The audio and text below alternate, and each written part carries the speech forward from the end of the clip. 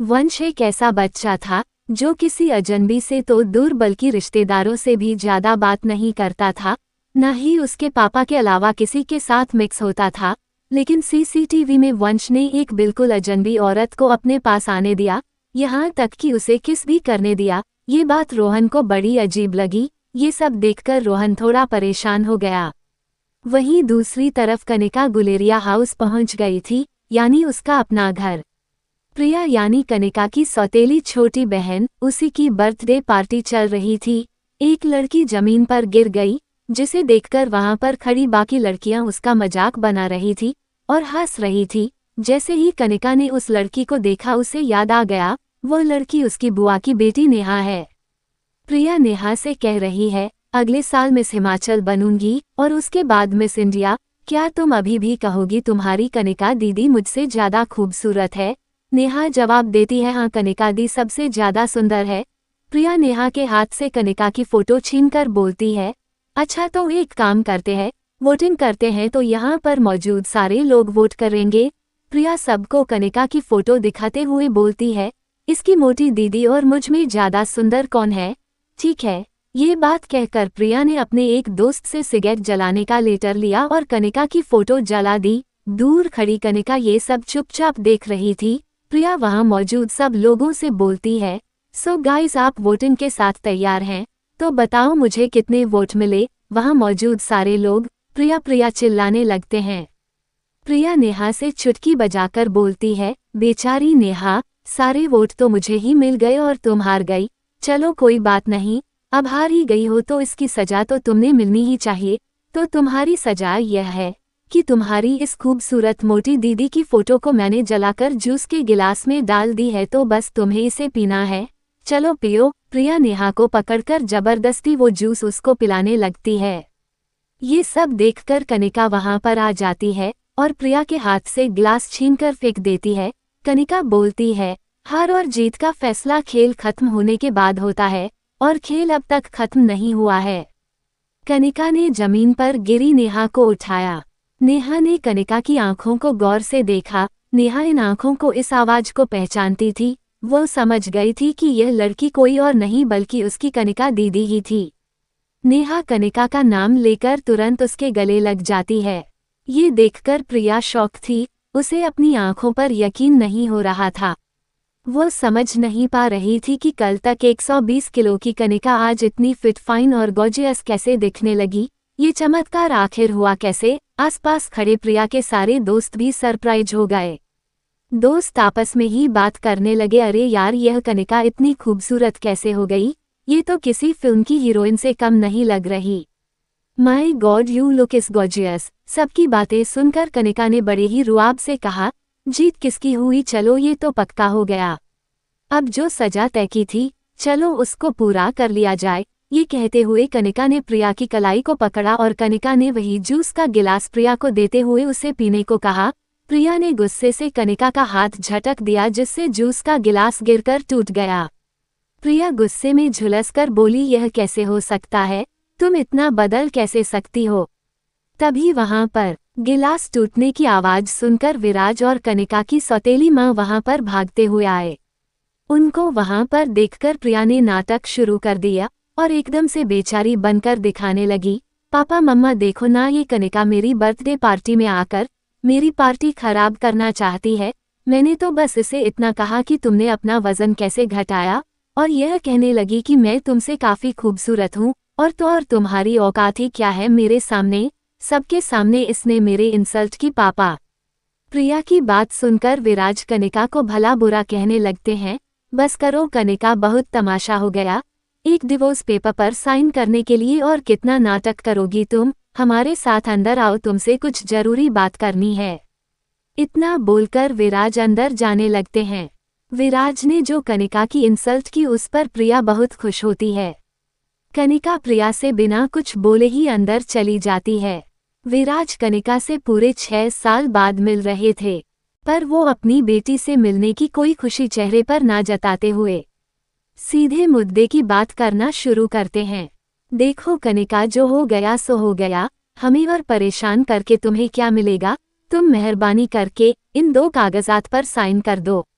कनिका बोलती है कि मैं तो सिर्फ डाइवोर्स पेपर साइन करने आई थी, ये दूसरे पेपर किस चीज के हैं? विराज ने जवाब दिया, दरअसल तुमसे डिवोर्स लेने के बाद हम, यानी कि मैं और तुम्हारी नई माँ ये चाहते हैं कि रजत और प्रिया की शादी हो जाए।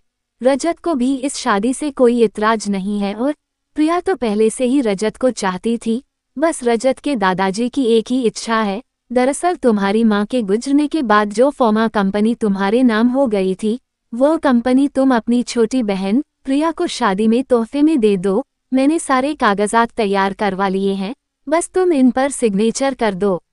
कनिका सोचने लगती है कि डोगरा खानदान से रिश्ता बनाए रखने के लिए उसके पापा इतना नीचे कैसे गिर सकते हैं। तभी कनिका विराज से कहती है, अपना कहलाने को इस दुनिया में इस कंपनी के अलावा मेरे पास कुछ नहीं है, माफ कर दीजिएगा लेकिन ये कंपनी मैं आपको नहीं दे सकती। कनिका की सौतेली माँ बोलती है, क्यों हमें बर्बाद करने पर तुली हो कनिका? वैसे भी बिन ब्याही माँ बनकर जो समाज में तुमने हमारी इज्जत उछाली है, वो कुछ कम है क्या, जो अब अपनी बहन की जिंदगी बर्बाद करना चाहती हो तुम? तभी वहां पर प्रिया भी आ जाती है। वो कनिका से कहती है, तुम्हें क्या लगता है कि अगर तुम कंपनी मेरे नाम नहीं करोगी तो रजत मुझसे शादी नहीं करेगा? बहेम है तुम्हारा। रजत मुझसे शादी इसलिए करना चाहता है क्योंकि वह मुझे पसंद करता है, ना कि तुम्हारी उस कंपनी के लिए, जैसे उसे तुम्हारे साथ शादी करनी पड़ी थी। लेकिन तुम मेरी खुशी नहीं देख सकती हो क्योंकि तुम मुझसे बचपन से ही जलती हो। प्रिया की बात सुनकर कनिका को हंसी आने लगती है। कनिका बोलती है कि कौन किससे जलता है ना, इसका नमूना तुम अभी बाहर देख चुकी हो। बचपन में कनिका का फायदा हर कोई उठाता था, आज कनिका को इस तरह सबके अरमानों पर पानी फेरता हुआ देख सब लोग गहरी शोक में थे। कनिका वहां से जाने लगती है, तभी पीछे से प्रिया बोलती है, तुम समझती क्या हो अपने आप को? वजन घटाया है तो जबान लड़ाना भी सीख गई हो क्या? चाहे कुछ भी कह लो, मैं कल भी तुमसे ज्यादा खूबसूरत थी और हमेशा तुमसे ज्यादा खूबसूरत रहूंगी, दिखने में भी आगे और पढ़ने में भी आगे। कुछ ही सालों में मैं डॉक्टर बन जाऊंगी। मुझ जैसी लड़की को छोड़कर रजत तुम्हारे पास कभी वापस आ ही नहीं सकता। कनिका जवाब देती, ठीक है फिर एक और शर्त लगा ले। तभी बाहर से रजत की गाड़ी की आवाज आती है। रजत गाड़ी से उतरते ही कनिका को ढूंढते हुए बोलता है, कहाँ गई वो मोटी? 2 घंटे उसने मुझे एयरपोर्ट पर वेट कराया। घर में घुसते ही वह गुस्से से चिल्लाता है, कनिका कहाँ हो तुम? आज तो इस मोटी को नहीं छोड़ूंगा। कनिका किधर है? रजत की आवाज सुनते ही प्रिया डर गई। वह नहीं चाहती थी कि रजत कनिका का ये बदला हुआ रूप देखे। प्रिया जल्दी से भागकर बाहर आती है और रजत को बाहर ही रोक लेती है। वो रजत से कहती है, रजत तुम अंदर मत जाओ, आई मीन उस मोटी के मुंह लगकर आज के दिन अपना मूड मत खराब करो प्लीज। रजत गुस्से से बोलता है, समझती क्या है ये लड़की अपने आप को? 2 घंटे तक एयरपोर्ट पर धूप में खड़ा किया है इसने मुझे।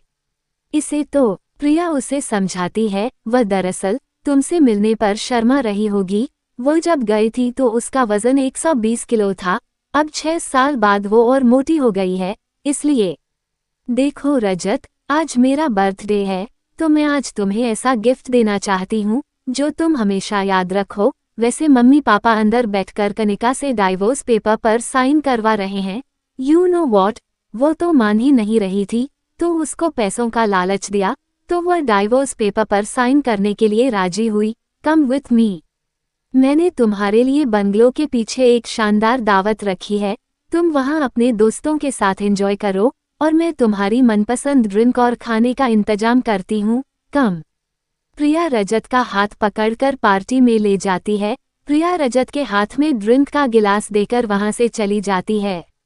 उसी वक्त रजत के फोन पर उसके ड्राइवर का मैसेज आया जिसमें लिखा था, होटल पैराडाइज इंटरनेशनल। मैसेज पढ़कर रजत के चेहरे पर तुरंत ही एक स्माइल आ गई। वो खुशी से शैंपियन की एक बोतल खोलता है। वहीं दूसरी तरफ प्रिया कनिका का हाथ पकड़कर बाहर ले आती है और बोलती है, ओके फाइन, क्या चाहती हो तुम? कनिका बोलती है, छोटी बहन हो तुम मेरी, बस इतना कहूंगी कि यह रजत के पीछे पागलपन ठीक नहीं है, वह अच्छा लड़का नहीं है। प्रिया गुस्से से जवाब देती है, just shut up, mind your own business. मुझे सब पता है कि कौन कैसा है, और अगर तुम्हें इतनी ही फिक्र है तो कंपनी मेरे नाम क्यों नहीं कर देती? वैसे किसके लिए बचा कर रखी है ये कंपनी? अपने यार के लिए या अपनी नाजायज औलाद के लिए? इतना सुनते ही कनिका अपना आपा खो बैठती है और प्रिया के गाल पर एक जोरदार थप्पड़ मारती है और उसको वार्निंग देती है कि खबरदार अगर मेरी बच्ची को नाजायज कहा तो। कनिका गुस्से में वहां से निकल गई। तभी कनिका के पीछे भागते हुए नेहा वहां आई। नेहा कनिका को गले लगाकर रोने लगती है। कनिका ने प्यार से नेहा के गाल पर हाथ फेरा और फिर वहां से चली गई। कनिका दुनिया में हर चीज से लड़ सकती थी, मगर कोई उसकी बेटी को नाजायज कहे यह उसे बर्दाश्त नहीं था। लेकिन इसके साथ ही उसके पास इस बात का भी कोई जवाब नहीं था कि जिया का बाप था कौन। कनिका आज तक उसकी जिंदगी की इस सबसे बड़ी पहेली को सुलझा नहीं पाई थी। वह ये सब सोच ही रही थी कि तभी उसे अचानक कुछ याद आया। कनिका ने अपनी फॉर्मा कंपनी के पुराने वफादार मैनेजर मनोज को फोन लगाया। Hello uncle. तभी दूसरी तरफ से आवाज आती है। आज इतने सालों बाद कंपनी की मालकिन ने इस मुलाजिम को याद किया। कनिका रहती है एक्चुअली बस ये पूछना था कि कंपनी ठीक तो चल रही है ना? मनोज अंकल जवाब देते हैं कि बस यूं समझ लो डूबती नाव में बस छेद पकड़ के बैठा हूँ, फिर भी सालाना 4-5 लाख का प्रॉफिट हो जाता है जो मैं विराज जी को भिजवा देता हूँ। अगर तुम चाहो तो अगली बार तुम्हें भेज दूँ। कनिका बोलती है नहीं नहीं अंकल, उसकी कोई जरूरत नहीं है, आप अपना ख्याल रखिएगा। इतना बोलकर कनिका फोन काट देती है। आखिर क्या है इस छोटी सी कंपनी में जो पापा हाथ धोकर इसके पीछे पड़ गए हैं? पहले मेरे जरिए ये कंपनी हड़पने की कोशिश की और उसी के चलते रजत से मेरी शादी करवाई, और अब प्रिया के जरिए ये कंपनी पाना चाहते हैं। विराज क्यों कनिका की इस छोटी सी फॉर्मा कंपनी के पीछे पड़ा है? जानिए इसके अगले भाग में। धन्यवाद।